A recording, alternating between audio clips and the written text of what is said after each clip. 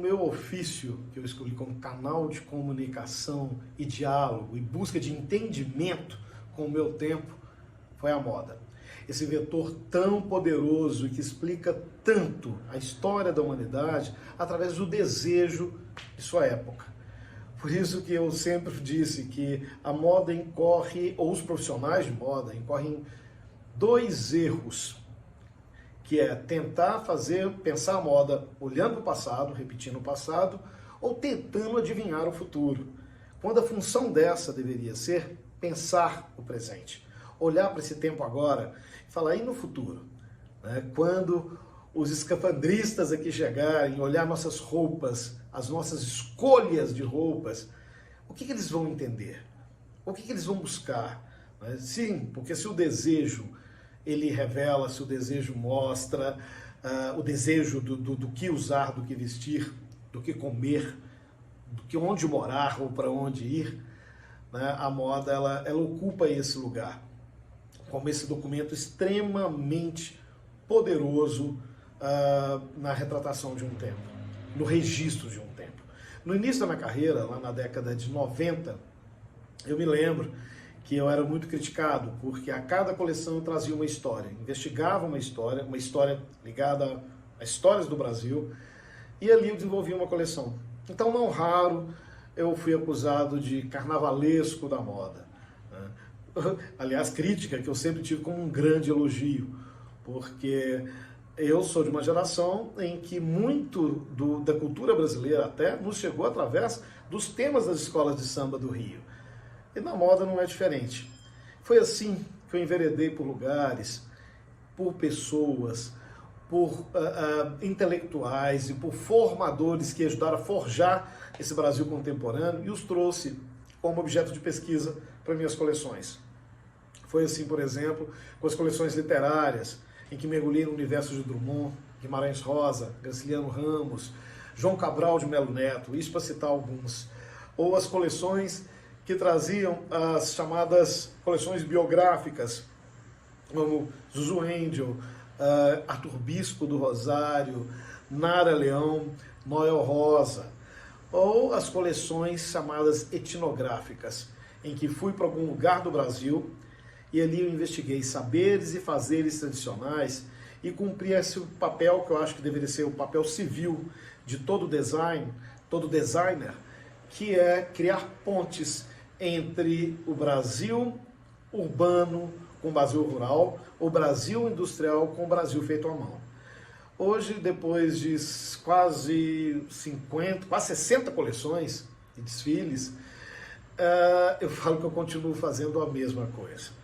Por mais que eu mude uma história a cada nova coleção, a cada novo desfile, o que eu faço é exatamente a mesma história, que é investigar o Brasil, olhar para esse Brasil, pensar em quem forjou com seu trabalho, com seu desconforto, ajudou a forjar e construir o Brasil que aí está, o país que aí está. Agora, que vetor é esse? É um vetor que é tão diverso e que eu poderia estar aqui falando sobre economia, sobre história, sobre antropologia, antropofagia, sobre sociologia. Um vetor que ele fala de tudo. Daí vem o poder e a força da moda. É nesse lugar que ela atravessa a questão do produto, a questão da roupa. Na roupa ela é só uma indústria de roupas, mas quando ela promove essa investigação ou um diálogo estreito com o tempo que a gente está vivendo agora, aí sim ela pode ser entendida e reconhecida como moda.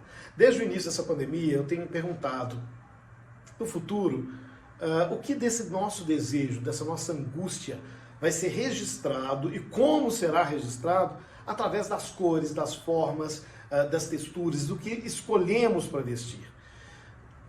Bom, 10 anos atrás, ou um pouquinho mais, eu dei uma entrevista, uma declaração que causou muita polêmica na época. Eu disse que a moda tinha acabado.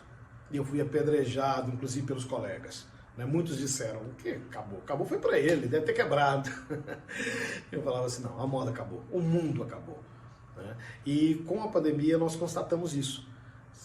Temos aqui um mundo que já vinha respirando por aparelhos há muito tempo. Um mundo onde fórmulas se desgastaram, se desgarçaram. E na moda não foi diferente. A moda como pensávamos, a moda como relacionávamos, ela já não faz mais sentido algum. O que me interessa saber? O que vai ser a cor do próximo verão? O que vai ser o tecido, o comprimento da próxima estação? Então, sim, a moda, como todo o mundo, ela está contra um paredão de concreto. E ela vai ter que procurar escadas, formas para poder subir e chegar do lado de lá. Eu tenho minhas apostas. Eu acredito que a saída para que a moda se revigore, primeiro, é estabelecer diálogo com outros vetores, com outras frentes. A moda vai ter que sentar e discutir, sim, com a tecnologia, aquela coisa que ela já vem fazendo, já tem intimidade, mas com a sociologia, com a política. Ela não pode mais ficar impassível a isso.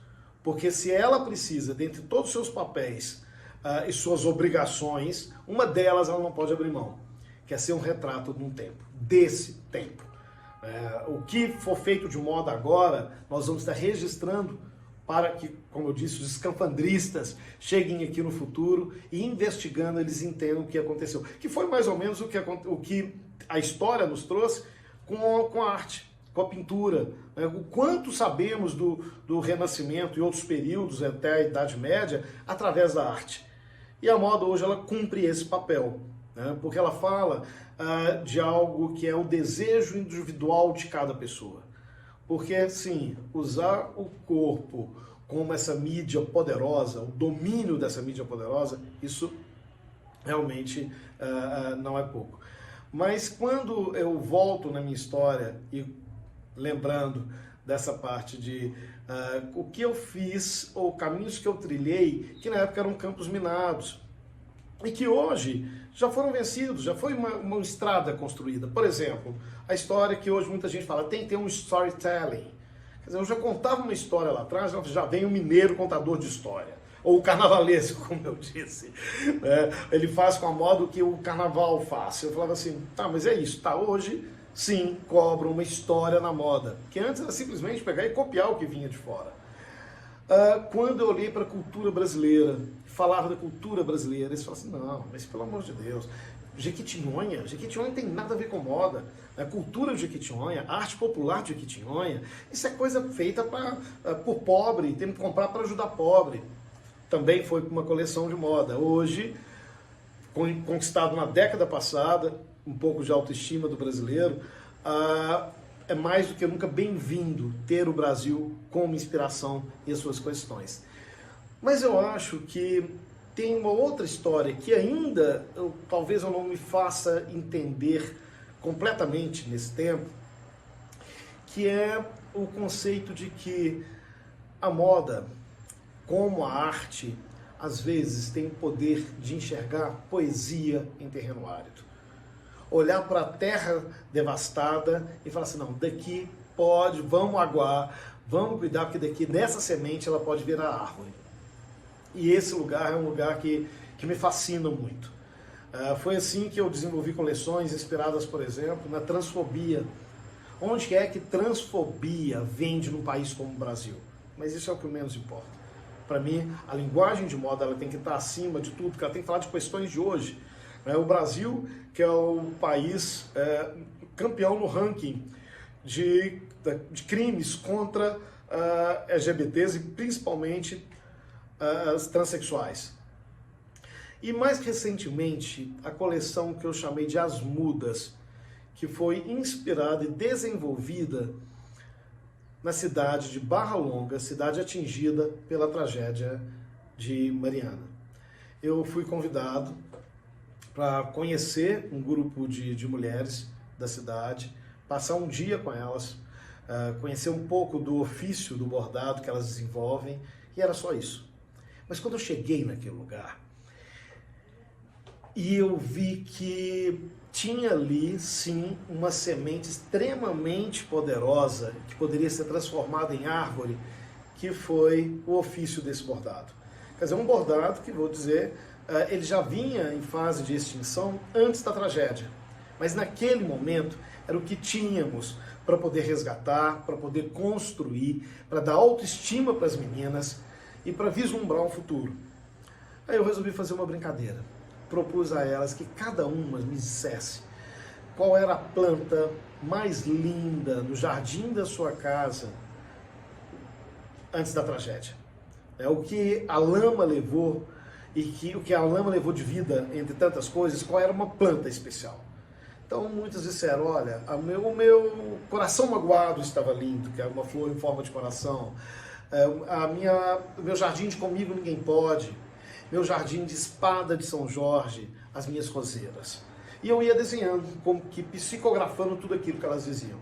Terminados os desenhos e os relatos, eu dei um desenho para cada uma delas e falei, então bordem. Bordem. Agora eu quero que vocês registrem para sempre no bordado essa planta, essa muda. E ali nasceu essa ideia de pensar uma coleção, para daí há 40 dias, tá em cima da hora, em que ela retratasse essa semente nesse terreno árido. Primeiro que eu, numa proximidade com as meninas, logo depois da chegada, muitas me relataram que elas queriam acabar com aquele estigma dos atingidos. Porque se no primeiro momento eles eram vítimas, agora eles passaram a ser culpados da tragédia pelos moradores de outras regiões, das regiões próximas que também não foram atingidos. Então, se a gente não quer mais ser reconhecido como os filhos da tragédia, nós queremos levar a vida adiante, queremos dar um passo à frente. Falei, então, tá aqui, nasce a coleção As Mudas. Muda de mudança, muda de silêncio, muda de semente, de uma planta que vai virar árvore e que vai trazer toda essa força dessa esperança e da força do trabalho interno, no caso transformado no ofício do bordado, que chegou naquela região, na região de Mariana e Ouro Preto, no final do século XVIII e início do século XIX. Com as amostras, eu comecei a fazer os desenhos das peças e todas as peças foram bordadas na cidade de Barra Longa. O desfile, que causou muita surpresa e muita comoção, reproduzia o cenário, a tragédia, mas as roupas traziam o feminino, a força do feminino, a elegância dos tecidos, do linho e principalmente a sofisticação, o ponto sofisticadamente simples do richelieu e do bordado cheio. O desfile foi apresentado, foi um sucesso. Obviamente, houve quem me criticasse, falou assim, lá ele ganhando em cima da tragédia brasileira. Quem me conhece, a minha marca ela está naquele grupo dos pequenos designers, quase que artesãos. Eu não sou da indústria, da produção em larga escala, mas mesmo que fosse fazer esse papel de ponte entre esses universos e estimular um ofício que estava desgastando e quase indo com a lama, é algo que a moda consegue, que a moda tem esse poder. Deu tão certo e eu voltei agora para desenvolver um projeto que chama Minha Casa em Mim, uma catarse coletiva com a Fundação Renova, desenvolvendo um trabalho em 14 comunidades, agora não só Barra Longa. E para lá da moda, vamos trabalhar com gastronomia, com objetos. E o que está sendo fascinante é eu, como estilista, me ver ali num lugar que está para além da história do tecido, da forma e da passarela. É olhar num lugar, numa cidade, e falar o que tem aqui que poderia se transformar na força econômica desse lugar. Um exemplo, determinado lugarejo se faz ainda uma manteiga, como se fazia há muito tempo atrás, tirado do soro, uma manteiga maravilhosa, mas que ela é vendida num pote de plástico a R$10. 30 quilômetros ali, um grupo trabalha pedra-sabão, de forma bem rudimentar, e fazem potes de pedra-sabão à venda por R$15. Eu fiz um desenho de uma pedra, de um formato especial, em que essa manteiga vai dentro, porque a pedra-sabão ela é térmica, e ela fala muito da cultura desse lugar, e essa peça vai ser vendida a R$50. Quem ganhava 10 passa a ganhar 20, e quem ganhava 15 passa a ganhar 30. E isso daí em todo o projeto, trazendo todas as coisas para uma mesa. Tanto os objetos, o jogo americano, os pratos, os bordados, as luminárias e a gastronomia mineira. Aí me deu um alívio, porque eu falo assim, é nesse lugar que o designer cumpre o seu papel, ou pode cumprir o seu papel de ponte e vetor entre diferentes mundos.